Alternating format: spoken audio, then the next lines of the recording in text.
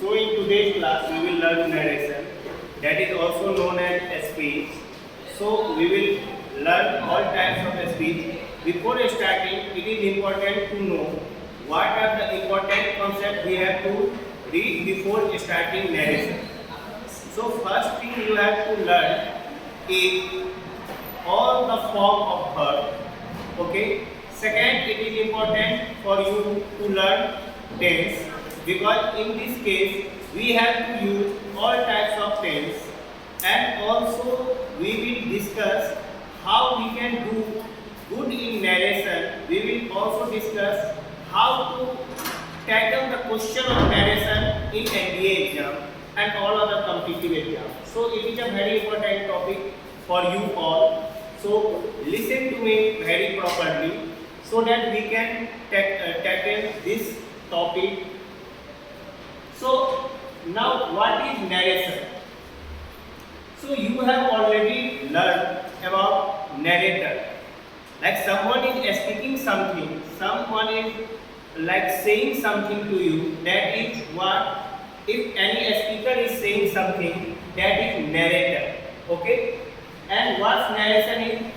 So this is the same thing, but we have to discuss two types of narration.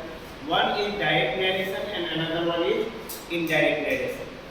So what is direct narration? So from the definition you can see direct narration is a kind of speech which is reported by some other person exactly in the words spoken by the speaker. This speech is placed within inverted comma. Here one example is, she said to him, I shall give you money. Direct narration.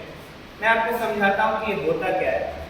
मान के चलो मैंने आपसे कुछ कहा, ठीक है, कि आप क्या करो, वर्ड को यही चीज जाके बोलो, और आपने वही चीज डायरेक्टली वर्ड को एग्जैक्टली जो मैंने कहा वही चीज अगर आपने उसे बताया तो हम उसको बोलेंगे डायरेक्ट नरेशन.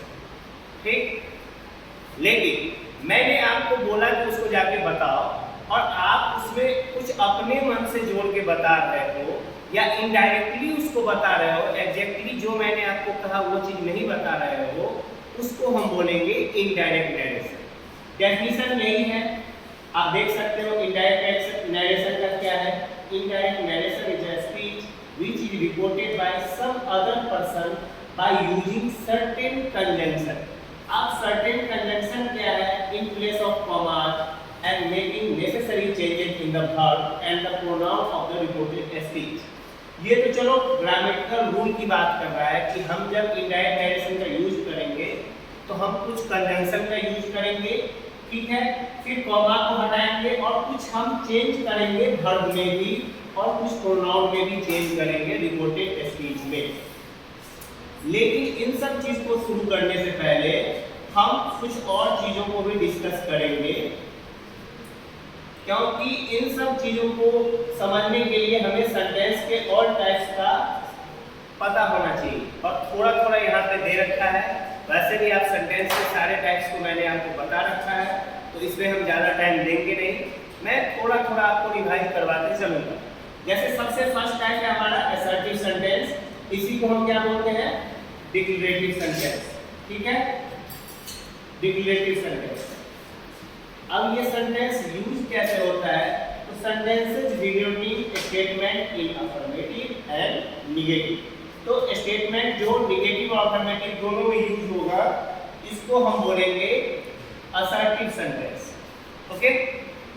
अब पॉजिटिव सेंटेंस जो होगा उसको हम बोलेंगे अफर्मेटिव और जो नेगेटिव होगा उसको तो हम नेगेटिव बोलेंगे ही. कोई दिक्कत परेशानी इसमें होनी नहीं चाहिए. आप किसी सेंटेंस में अगर नेगेटिव वर्ड नहीं देख रहे हो तो वो पॉजिटिव सेंटेंस है, अगर नेगेटिव वर्ड आपको दिखा तो मतलब वो क्या है? Negative sentence. सिंपल. इससे ज़्यादा पॉजिटिव और नेगेटिव सेंटेंस में कुछ है नहीं. नेक्स्ट टाइप हम देखते हैं इंट्रोगेटिव सेंटेंस. अब इंट्रोगेटिव सेंटेंस क्या होता है? Sentence begging with auxiliary verb, yes और नो आंसर